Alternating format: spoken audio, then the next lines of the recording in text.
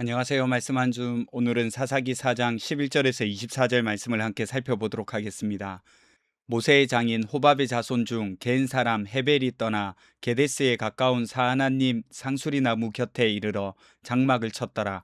아비노함의 아들 바락이 다볼산에 오른 것을 사람들이 시스라에게 알림해 시스라가 모든 병거 곧 철병거 900대와 자기와 함께 있는 모든 백성을 하루셋 학고임에서부터 기송강으로 모은지라.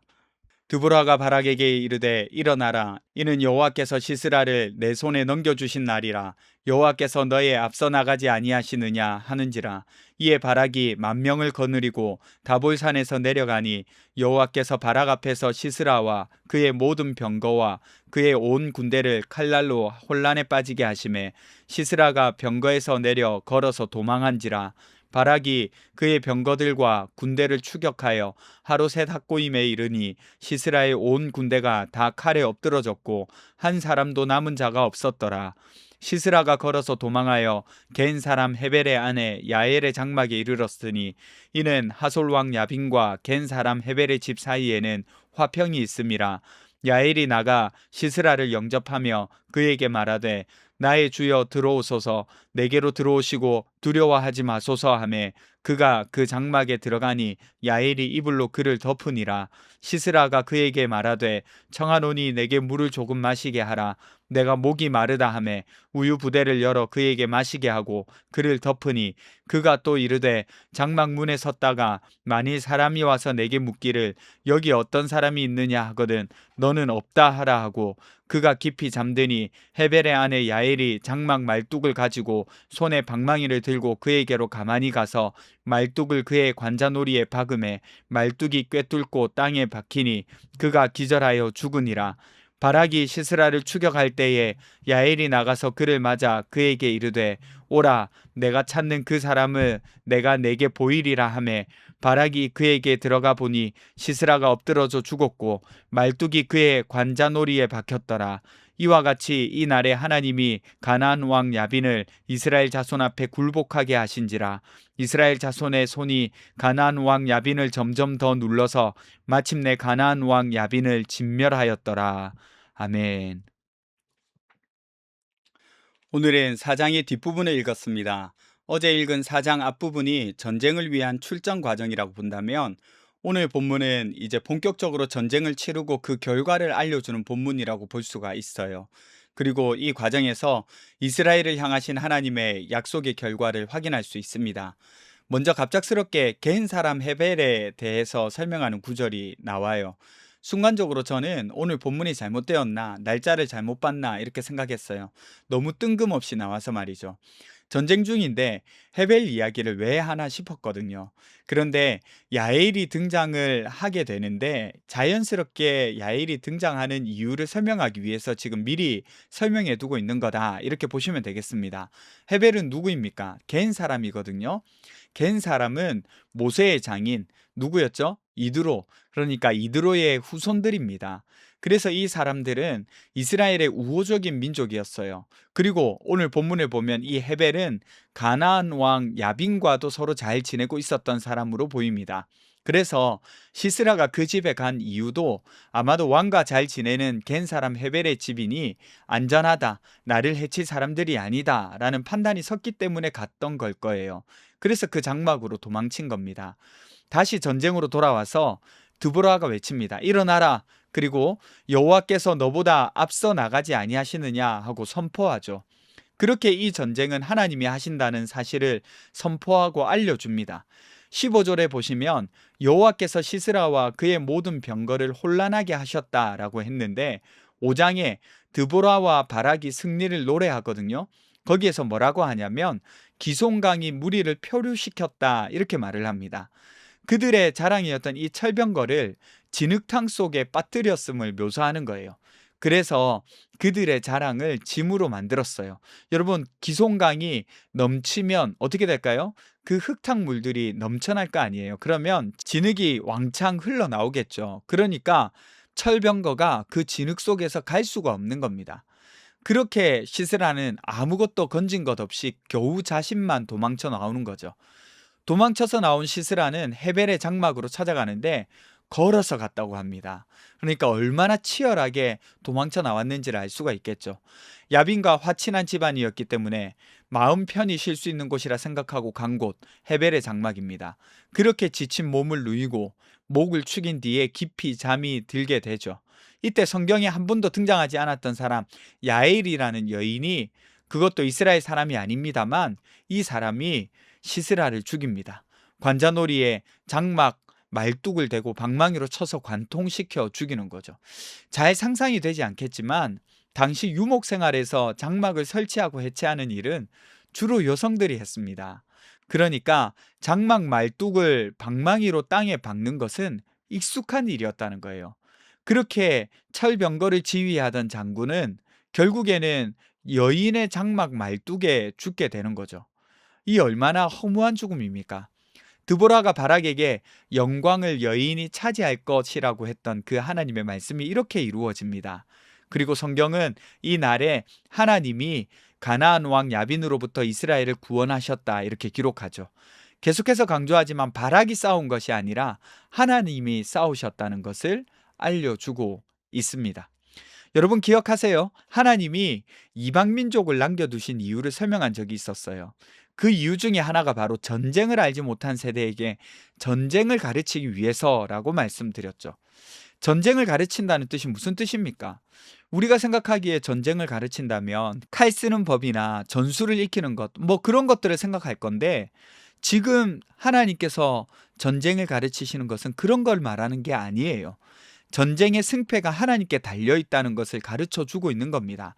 오늘 사사기 4장이 바로 그 대표적인 사례입니다. 여러분, 가나안이 가진 것은 무엇이었어요? 철병거 900대. 제가 말씀드렸지만 장갑차 900대를 갖고 있었던 거예요. 또 최고의 장군 시스라. 그래서 20년 동안 이스라엘이 찍소리 못하고 괴롭힘 당하고 있었잖아요. 이스라엘이 가지고 있었던 것은 없었습니다. 누가 봐도 객관적으로 질 수밖에 없는 싸움. 그런데 드보라가 말하죠. 여호와께서 너보다 앞서 나가지 아니하시느냐. 여러분, 이 한 문장으로 이 전쟁이 군사력, 전투력, 무기에 있는 것이 아니라 하나님께 달려있다라는 것을 알려줍니다. 그리고 성경의 모든 본문은 하나님이 이 전쟁을 주관하셨다라고 설명하고 있어요. 기송강이 범람해서 철병거가 짐짝이 돼버렸잖아요. 그러니까 전쟁을 가르친다는 교육이 지금 사사기 4장에서 실제로 이루어지고 있는 겁니다. 여러분, 이제 말씀을 적용해 볼까요? 여러분들이 치르고 있는 전쟁은 어떤 겁니까? 오늘 우리도 매일 전쟁을 치르면서 살아갈 거예요. 직장이나 학교나 혹은 시험에서 경쟁을 하는 사람도 있고, 가정에서도 당장 부모와 자식 간의 관계적인 어려움을 겪으면서 치열하게 전쟁 같은 삶을 살아가는 사람도 있잖아요. 믿음을 지키는 것도 전쟁입니다. 우리는 그 전쟁에서 이기기 위해서 철병거를 찾아요. 더 많은 돈과 더 좋은 조건과 더 뛰어난 능력과 더 든든한 인맥. 그러면 이길 수 있을 것 같거든요. 그리고 실제로 우리 삶에 도움이 됩니다. 그런데 결정적으로 승패를 짓는 것은 뭘까요? 철병거가 아니라 하나님이셨어요. 사사시대의 하나님은 그것을 이스라엘 백성들에게 알려주었습니다. 다른 세대에 그것을 알려주시는 거예요. 전쟁을 모르는 사람들에게 그것을 알려주는 겁니다. 전쟁은 하나님께 속해 있다는 것을요. 우리도 하나님께서 앞서가심을 믿고 살았으면 좋겠습니다. 우리가 하나님을 신뢰하면서 순종할 때 하나님은 우리의 힘으로는 넘을 수 없는 문제도 전혀 예상하지 못한 방법으로 해결하시는 것을 볼 수가 있어요. 여러분, 오늘도 내 능력 의지하기보다 먼저 하나님께 나아가 보면 어떨까요? 평소 기도 안 하고 일 시작하셨다면 잠시 앉아서 기도하고 하나님께 맡겨드린 시간 가져보고 시작해보는 것도 좋을 것 같습니다. 여러분들의 생각과 여러분들의 상상력을 동원해서 하나님 앞에 먼저 맡겨보는 그런 시간들이 있었으면 좋겠어요. 이러한 사실을 기억하셨으면 좋겠습니다. 우리 함께 기도하겠습니다. 첫 번째는 하나님께서 내 삶의 모든 일들 가운데 앞서 행하시는 분이심을 잊지 않게 해주세요.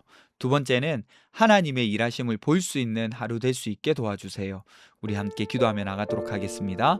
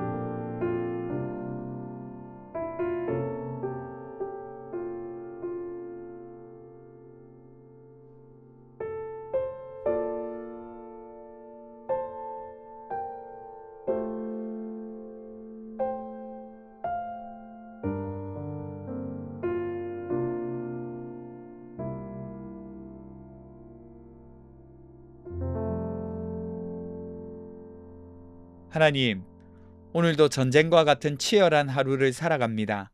하나님께서 내 삶의 모든 일들 가운데 앞서 행하시는 분임을 모든 순간에 잊지 않도록 도와주세요. 하나님의 일하심을 볼 수 있도록 하나님께서 함께 해주세요. 감사드리며 거룩하신 예수님 이름으로 기도드립니다. 아멘. 여러분, 오늘 하루도 하나님과 동행하는 저와 여러분 되셨으면 좋겠습니다.